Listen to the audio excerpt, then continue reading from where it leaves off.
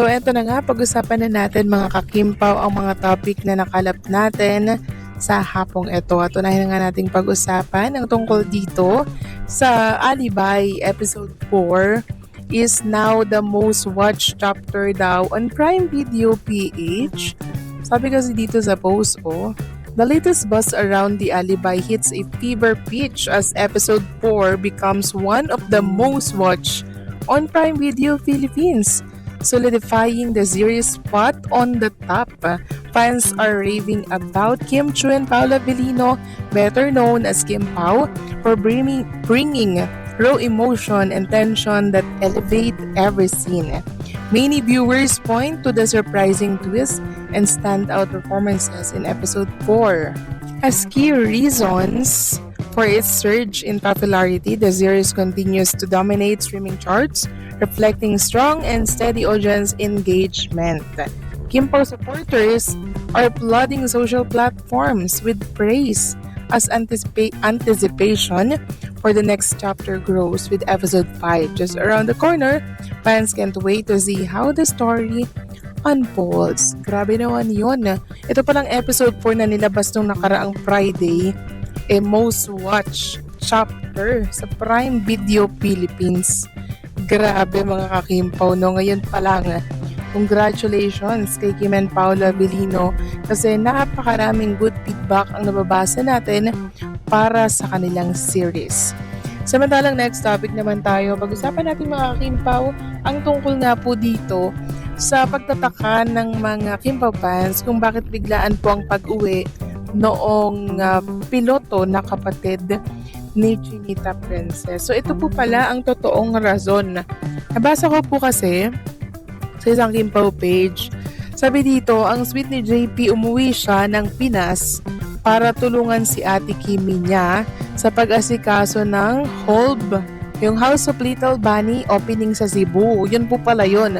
At si Ate Twinkle naman ang mag-aasikaso or nag-aasikaso ng kondo for rent. Super supportive nila kay Kimi. So nakakatuwa mga Kimpaw, diba? Biruin nyo yun. Galing pa po si JP ng ibang bansa. Umuwi po para po sa opening sa Sabado ng House of Little Bunny na shop dyan po sa SM City Cebu para tulungan po si Chinita Princess. Tapos si Twinkle naman, siya yung nag-asikaso ng mga paupahan po ni Chinita Princess. Ngayon, hinahanap po ng mga tao, ng mga fans itong si Ate Lakam kung nasaan. Kasi 'di ba napabalita po na di umano nagkaintindihan na, nagkabati na, pero kahit na gano'n yung nababalita natin, bakit walang appearance na magkasama silang dalawa ni Chinita Princess? So siguro hayaan na lang muna natin, wag na muna hanapin si Ate Lakam kasi syempre hindi naman basta-basta maghihilom yung mga sugat, 'di ba, ng kahapon. Ang importante okay na silang lahat or okay na silang dalawa. Antay na lang natin mga kakimpaw na magkasama sila, 'di ba? Yun na siguro yung totoong hit pag nakita na natin na sila magkasama together. Meron din mga nagsasabi na since umuwi nga po si JP tapos si Twinkle abala rin, parang baka daw ito ay sosyo na business ni Kim at kanyang mga kapatid. Well, di natin alam mga kakimpaw pero pwede rin po.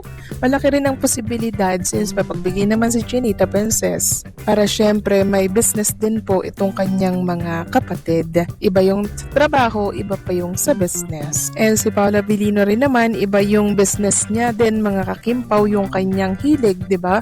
Kung saan po siya expert, yun po yung business niya. Si Kim Chu kasi magaling din po mag-promote or mag-advertise, kaya patok agad sa masa. Kapag may biglang pag-uwi ng kapamilya, lalo na sa konteksto ng isang showbiz star na tulad ni Kim Chu, madalas may halo talagang concern, curiosity, at protective instinct. Ang kuya o kapatid, natural yan. Kapag may kontrobersya, issue, o biglang viral moment na pwedeng makaapekto sa imahe o emotional state ng isang kapamilya, automatic silang umaaksyon. At kung toong ang sobrang nag-viral na malala sina Kim at Paulo dahil sa isang pangyayari, nakikita talaga kung gaano kalakas ang impact ng tambalan nila sa publiko. Minsan nga sobra, na pati mga tao malapit sa kanila ay nadaramay sa ingay ng social media. Kapag sumosobra ang ingay, bashers o intriga, normal lang na gustong makita ng kapatid kung okay si Kim. Kapag umuwi na ang pamilya, ibig sabihin seryoso o matunog talaga ang balita sa labas. Kapag trending ng walang preno, kahit maliit na eksena, nagiging malaki. At sa kaso ni Kim at Paulo, grabe talaga ang hatak nila ngayon. Lahat napapansin, lahat pinapalaki, lahat pinagpiyestahan. Bakit malala ang pag-viral? Pwedeng may kumalat na clip, BTS, o interaction nilang dalawa na nagpa-wild sa fans. Pwedeng may maling interpretasyon na ginawang kontrobersya ng netizens. Pwedeng kilig lang talaga na todo amplified dahil sa fans na sobrang invested sa Kim Pao dynamics. Whatever the exact situation is, isang bagay ang malinaw. Kapag sina Kim at Paulo ang pinag-usapan, automatic trending. At kapag trending, may ripple effect hanggang sa pamilya. Hindi ito simpleng chika lang. Ipinapakita nito kung gaano ka-powerful ang presence ni Kim Chiu at Paulo Avellino ngayon sa public conversation. May bashers, may fans, may intrigang sumusulpot, pero ang ending lagi, mas lalong tumitibay ang suporta sa tambalan nila. At kung bakit biglang umuwi ang kapatid? Ay naku, kapag pamilya ang kumilos, may ibig sabihin yan. Concern, proteksyon at pagmamahal. At syempre curiosity na rin kung ano bang nangyayari sa viral Kim Pao phenomenon. Yung ganitong balita talaga ang tipong hindi lang basta trending. Ito yung klase ng usapan na ramdam mo hanggang sa pamilya, hanggang sa mga fans, at hanggang sa buong social media. Kaya kapag may nangyaring biglaan tulad ng pag-uwi ng kapatid ni Kim, automatic may tension at curiosity na pumapasok. Hindi basta-basta ang pag-uwi ng kakilala, lalo na kung walang prior announcement. Ibig sabihin, may naramdaman siyang kailangan niyang makita mismo ang kapatid niya. Whether para kumalma siya, protektahan, o alamin ang totoong nangyayari sa gitna ng pagkakatrending ni Kim at Paulo. At minsan, kapag umaabot na sa point na pamilya na ang kumikilos, doon mo makikita kung gaano kalakas at kalayo ang narating ng issue. Kilala na natin na malakas ang chemistry ng Kim Pao. Pero lately, parang iba na ang level ng pag-viral nila. Yung tipong kahit simpleng interaction, clip o picture, kaya nilang magbabago ng ihip ng hangin sa social media. At sa pagkakataong ito, parang nagkaroon ng moment na sobrang laki ng ingay, sobrang bilis ng pagkalat, at sobrang dami ng speculations. Kaya pati pamilya ay napapa-involve na. Unnatural sa isang kapatid ang mag-worry kapag nakikita nilang sobra-sobra ang atensyon, press, bashers, supporters, at intriga na pumapalibot sa isang mahal nila. Sa mundo pa naman ng showbiz, mabilis mainit ang eksena, mabilis mabago ang kuwentong kumakalat, at mabilis din sumabay ang mga opinyon ng netizens. Pwedeng ang pag-uwi ng brother ni Kim ay para kumustahin si Kim emotionally, para magbigay ng suporta, para makita first-hand kung anong totoong nangyayari, o para ayusin kung may di pagkakaintindihan o issue na lumaki dahil sa mga chismis. Ito ang hindi may kakaila. Kapag sobrang lakas ng tambalan, lahat napapalaki, lahat binibigyan ng kulay, lahat ginagawa ng anggulo, at lahat sinusubaybayan. Kaya ang Kim Pao parang nagiging gravity center na ngayon ng chika, intrigue, kilig at speculations. Positibo o negatibo, depende. Pero kadalasan, pag nagiging malalang pag-viral, may dalawa lang yan. Sobrang kilig ng fans o sobrang ingay ng bashers. Either way, ang ending, mas tumataas ang interest sa kanilang dalawa. At kung may concern man ang kapatid ni Kim, natural lang, ginagawa lang niya ang role niya bilang protector. Ang nangyari ay nagpapakita kung gaano kalakas ang presence ni Kim at Paulo sa entertainment scene ngayon. Hindi ordinary ang impact nila. Hindi pangkaraniwan ang attention na nakukuha nila. At hindi rin basta-basta ang reaksyon ng malapit kay Kim. Kapag umuwi ang kapatid, kapag nag-aalburuto ang social media, at kapag trending ng todo ang Kim Pao, ibig sabihin, may malaking energy, malaking kwento, at malaking pakialam ang publiko sa bawat galaw nila. Ang balitang ito ay malinaw na nagpapakita kung gaano kalakas ang impluensya ni Kim Chiu at Paulo Avellino sa publiko ngayon. Kapag umabot sa puntong nag-viral sila ng malala, hindi lang fans at netizens ang naapektuhan, pati mismong pamilya nila ay nagre-react sa mga nangyayari. Ipinapakita nito ang bigat ng pressure sa mga artista. Hindi biro ang mapunta sa gitna ng sobrang ingay ng social media. Minsan, kahit simpleng eksena o malambing na moment lang, nagiging napakalaki kapag trending personalities ang involved, gaya nga ng Kim Pao.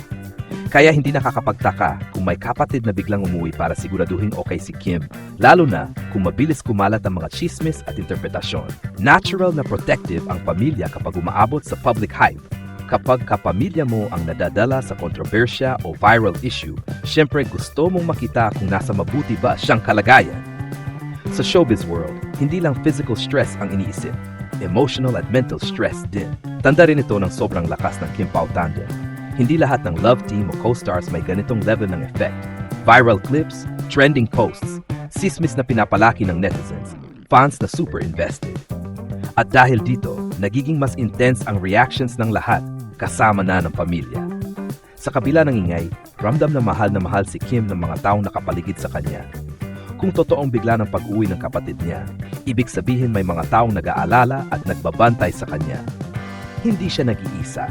At ang ganitong klaseng support system ay malaking bagay sa isang artistang exposed sa masalimuot na mundo ng social media.